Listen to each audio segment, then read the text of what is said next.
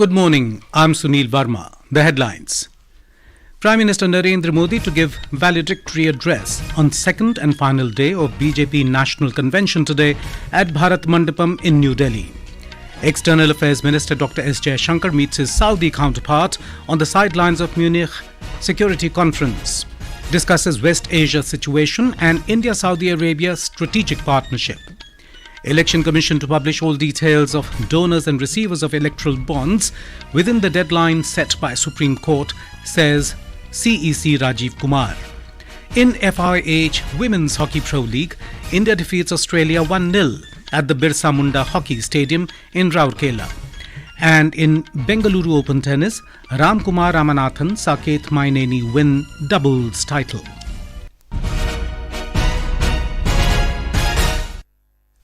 Prime Minister Narendra Modi will give a valedictory address on the second and final day of the BJP National Convention today at Bharat Mandapam in New Delhi. The two-day convention began yesterday with Mr. Modi and BJP President JP Munda unfurling the party flag. Addressing party leaders during the office bearers meeting on the first day of the convention yesterday, Mr. Modi urged the BJP workers to dedicate and devote themselves for the next 100 days to ensure winning 370 seats in the upcoming Lok Sabha polls. Mr. Modi has given the target of winning 400 seats by the NDA, including 370 seats by the BJP itself. The Prime Minister has asked party leaders and workers to add an extra 370 votes on every booth to ensure the party's victory in the polls.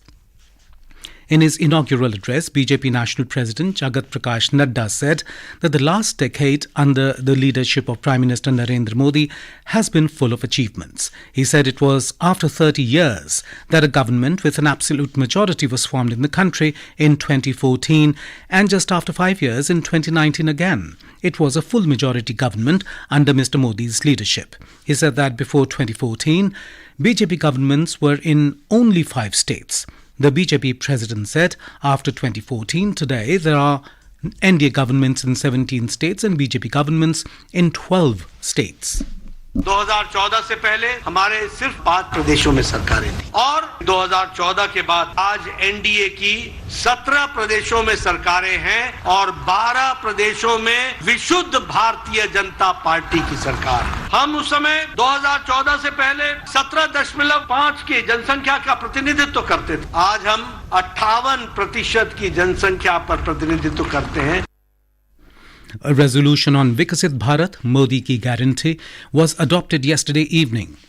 CNA party leader and Union Minister Rajnath Singh moved the resolution, which was seconded by Union Minister Nirmala Sitharaman, L. Murugan and Uttar Pradesh Chief Minister Yogi Adityanath. Today on the final day, another resolution will be adopted. External Affairs Minister Dr. S. Jaishankar met his Saudi counterpart Faisal bin Farhan on the sidelines of Munich Security Conference in Germany yesterday. They discussed connectivity, the West Asia situation and India-Saudi Arabia strategic partnership. He also interacted with Norway Foreign Minister Espen Barth Eide. Dr. Jaishankar spoke about the imperative of reformed multilateralism and a more equitable world order. The External Affairs Minister also had a conversation with German Federal Parliament opposition leader Friedrich Merz and his Christian Democratic Union CDU foreign policy team. Dr. Jaishankar recognized his strong support for deeper India-Germany and India-EU relations. He also met former US Secretary of State Mike Pompeo, German Foreign and Security Policy Advisor Jens Plotner, and CEO of Atlantic Council Fred Kemper. Chief Election Commissioner of India Rajiv Kumar said yesterday that the Election Commission will publish all the details of the donors and receivers of electoral bonds within the deadline as ordered by the Supreme Court. He also said the Commission will act as per the direction of the Apex Court on voting through EVMs or ballot papers in the ensuing elections, as the Supreme Court is hearing several petitions demanding casting of votes by ballot papers. Mr. Kumar said this while addressing a press conference at Bhubaneswar in Odisha after reviewing the poll preparedness for the ensuing Lok Sabha and state elections. The Supreme Court has recently ordered the State Bank of India to stop the electoral bonds forthwith and directed to give the list of all donors and to political parties by the 6th of March to the Election Commission. Meanwhile, the team of Election Commission, led by Chief Election Commissioner CEC Rajiv Kumar, will be on a 3-day visit to Bihar from tomorrow to review the preparedness for the upcoming Lok Sabha elections. Official sources said that during the visit, the team will review the security aspects, preparation of polling booths, the status of the electoral roll, voter awareness, sweep campaign, and law and order situation. The Indian Space Research Organisation ISRO has successfully launched next-generation meteorological satellite INSAT 3DS onboard GSLV F-14 from Satish Dhawan Space Centre in Sriharikota. The INSAT 3DS was injected into the destined path at around 20 minutes after the liftoff. All the 3 stages, including the cryogenic stage performance, were normal as expected. INSAT 3DS is the 4th weather satellite which will be active for 10 years and gather data on several aspects of the atmospheric changes. The satellite will be used to help in search and rescue missions, prediction of weather extremes, and will assist in any challenging situation of the atmosphere like fire, rain, snow, or any other disastrous situation. ISRO Chairman S. Somanath said, the weather satellite will enable the organization to image the entire country in every 15 minutes. Weather satellite has been extremely useful, especially when you are able to image the entire country in every 15 minutes. And this data goes to the computation as well as observation capability of our country. The weather forecast has been given based on this observation and analysis of this data. And this is further augmented by better instruments that has been put in inside 3DS compared to the one which has been done earlier. The mission director, Mr. Joseph, said that GSLV, which is always referred to as a naughty boy, has become an obedient boy and proved it with a majestic liftoff. He said that it was a 50-kilogram payload increase for INSAT 3DS. This is Akashwani giving you the news. For quick news updates around the clock, follow us on our Twitter handle at AIR News Alerts. Prime Minister Narendra Modi will visit Uttar Pradesh tomorrow. He will lay the foundation stone of Sri Kalki Dham Temple in Sambhal district in the morning. Mr. Modi will also unveil the model of Sri Kalki Dham Temple and address the gathering on this occasion. In the afternoon, the Prime Minister will launch 14,000 projects across Uttar Pradesh worth more than 10 lakh crore rupees at the 4th groundbreaking ceremony for investment proposals received during the UP Global Investors Summit 2023 held in February last year. The projects relate to sectors like manufacturing, renewable energy, IT and ITES, food processing, housing and real estate, hospitality and entertainment, and education, among others. There is a lot of enthusiasm among people of Uttar Pradesh for the Vikasit Bharat Sankalp Yatra launched by Prime Minister Narendra Modi. The Yatra is providing benefits of central government schemes to a large number of eligible people in the state. The Prime Minister himself is taking feedback of the Yatra by interacting with the beneficiaries. All India Radio correspondent reports. Benefits of government schemes have been provided to the eligible people through IEC vans at 77 places in the urban areas of Meerut. The nodal officer of Viksit Bharat Sankalp Yatra Urban, Additional Municipal Commissioner Pramod Kumar, said that a large number of eligible people have received benefits of various government schemes during the Yatra. Along with this, health camps were also organized. Ramayado, a beneficiary of Pradhan Mantri Awas Yojana, thanked Prime Minister Narendra Modi and said, मैंने आवास योजना के लिए यहाँ पर form भरा था और मुझे आवास प्राप्त हुआ. मैं पहले किराए के घर में थी, अब मुझे घर प्राप्त हो गया है. Viksit Bharat Sankalp Yatra is a nationwide outreach initiative that aims to inform and empower citizens about key schemes and programs of the central government. Om Avasthi, Akashwani News, Lucknow.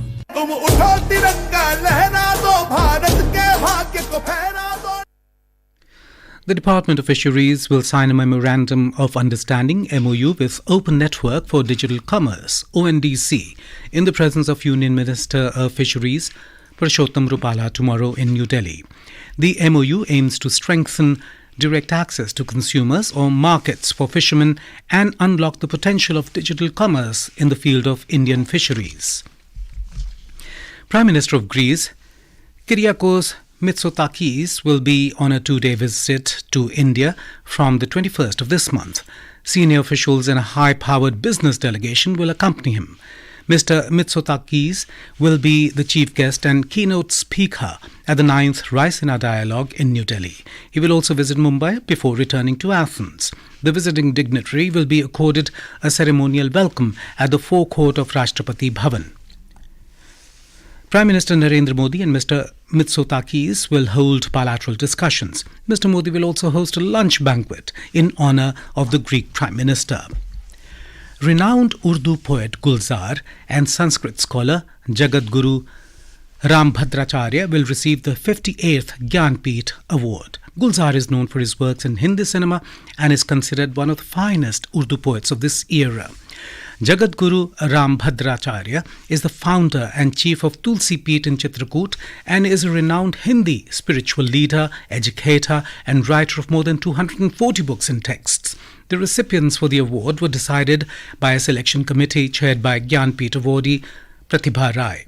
Established in 1944, the prestigious Gyanpith Award is given annually for outstanding contributions to Indian literature. Taliban-appointed Deputy Foreign Minister Sher Mohammad Abbas Stanikadzai, in his public address at a community gathering in Afghanistan's Logar, has accused Pakistan of forcefully expelling Afghan migrants in an extremely oppressive manner and insisting they return to their homeland. He warned that such atrocities could result in events similar to the 1971 separation of Bangladesh from Pakistan. He has called unity among Pashtun tribes in Pakistan crucial for their freedom. In the FIH Women's Hockey Pro League, India defeated Australia 1-0 at the Birsa Munda Hockey Stadium in Rourkela yesterday, registering their second win for the tournament. Indian women's hockey team will now face the United States at Rourkela today at 7:30 p.m. Indian time. In the Bengaluru Open Tennis, India's Saketh Myneni and Ramkumar Ramanathan clinched the doubles title when Sumit Nagal campaign came to an end in the semi-finals last evening. Myneni and Ramkumar defeated the French pair of Constantin Kuzmin and Maxime Janvier 6-3, 6-4 to clinch the doubles title. In cricket, India will resume their second innings on the day 4 of third test match against England in Rajkot, Gujarat today. At stumps on day 3, India were 196 runs at the loss of 2 wickets. Batsman Shubman Gill is on the crease at 65 runs, while night watchman Kuldeep Yadav will be accompanying him. Moreover, India has achieved a significant lead of 322 runs over England. And now for a look at today's newspapers, it's over to Anita Anand. Thank you, Sunil. INSET 3DS launched successfully, proves the GSLV's capabilities, says ISRO chairman. Headlines, the Hindu business line. IAF displays its offensive prowess during the Vayu Shakti 2024 exercise in Pokhran, reports the Asian Age. Scholar and writer Jagadguru Rambhadracharya and poet lyricist Gulzar will receive the 58th Gyanpith Award for 2023, writes The Times of India. India wants Israel to be mindful of Gaza's civilian deaths is the top headline in the Hindu. The news article quotes the External Affairs Minister as reiterating India's call for a two-state solution. World records hottest February day amid streak of temperature extremes, reports the Hindustan Times. The statesman quotes a recent study as revealing that India is witnessing a surge in fraudulent activities led by generative artificial intelligence. And finally, in its top story, the Economic Times reports that only 4% of executive directors in Nifty 50 companies are women, and across NSE listed companies that figure drops to 3%. And with that, it's back to you, Sunil. Thank you, Anita. Now, before we end the bulletin, the headlines once again. Prime Minister Narendra Modi to give valedictory address on second and final day of BJP National Convention today at Bharat Mandapam in New Delhi. External Affairs Minister Dr. Jaishankar meets his Saudi counterpart on the sidelines of Munich Security Conference, discusses West Asia situation and India-Saudi Arabia strategic partnership. Election Commission to publish all details of donors and receivers of electoral bonds within the deadline set by Supreme Court, says CEC Rajiv Kumar. In FIH Women's Hockey Pro League, India defeats Australia 1-0 at the Birsa Munda Hockey Stadium in Rourkela. And in Bengaluru Open Tennis, Ramkumar Ramanathan-Saketh Myneni win doubles title. And with that, we end the morning news. Have a nice day.